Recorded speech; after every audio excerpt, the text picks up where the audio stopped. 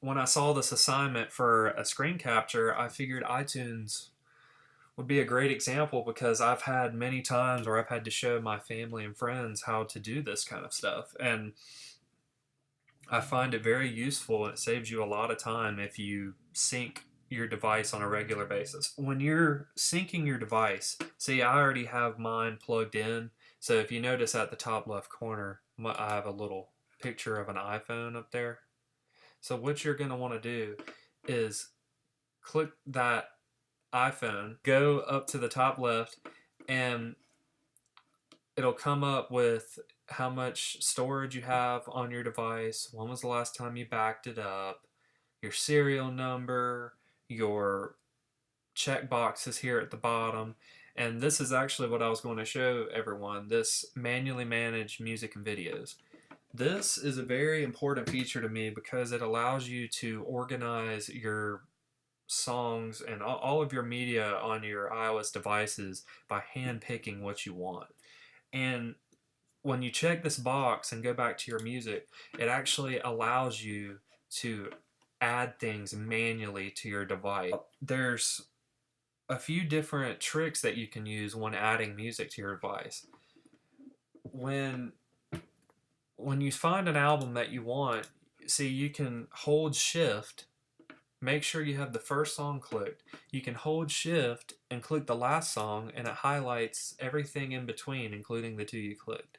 So this will allow you to sync a whole album at one time without having to click every song individually. If you wanted to add this album to your iPhone or iPad, all you would have to do is click and drag and hold it over to your phone and let go. Another trick that I like is that you can click a song, you can hold command, and say you wanted Hello and Can't Let Go. When you hold command and click a second selection, it only gives you those two songs that you clicked.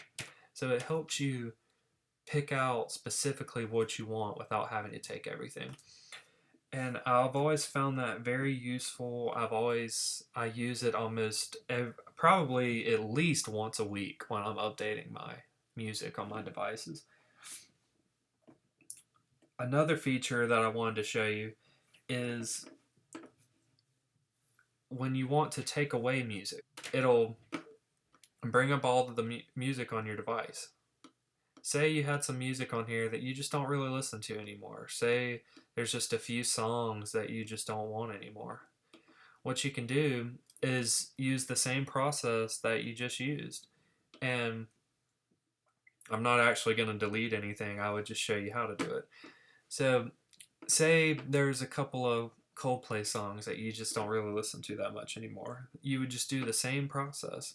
You can either just take that one song, or you can hold shift and take all four, or you can just use command and just take the two songs you want. And what this will do is once this is done, you can right click and hit delete, or you can simply just hit the backspace on your keyboard and it'll remove it from your device instantly and update it. I also use that feature on a regular basis. One other cool feature that I find very useful in iTunes is I like my music to look organized and look presentable. And so when I'm in the iTunes program, I usually, when I get new music, I right click it and then I go down to this little tab that says Get Album Artwork. And what that'll do is if say you bought a CD at a store and you import it into your iTunes library to put on your phone or your iPad or your iPod, but there's no artwork on there.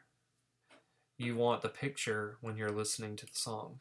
So what you can do is you can right click and hit Get Album Artwork, and as long as you're signed in to your Apple ID on the iTunes Store, which I am, this will take the artwork from the iTunes Store and sync it to your library.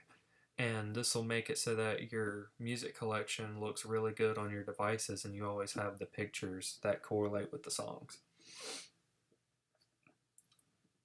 The last thing that I wanted to show is how to make a new playlist.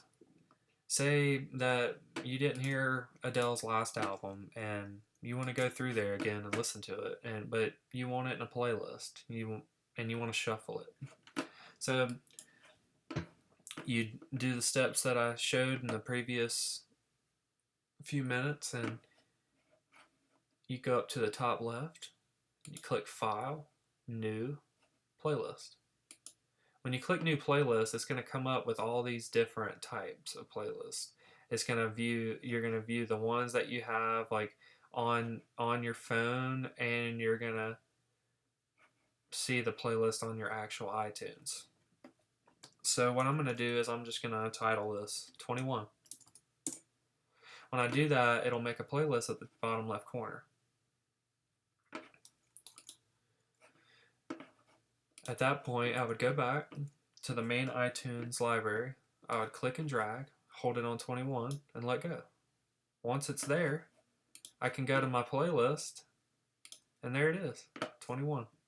It's just that album, and it shows at the bottom how many songs, the duration of the album, and how much space it's gonna take up on your phone. Even though iTunes seems like an obvious thing to use and that most people know how to do it, there's people that don't understand this kind of stuff, and I think that it's important to show them shortcuts on how they can improve when using certain applications. I mean, maybe it's someone that has their first iPhone and they don't know how to sync music to their iPhone. All they know how to do is download it directly from the store on their phone.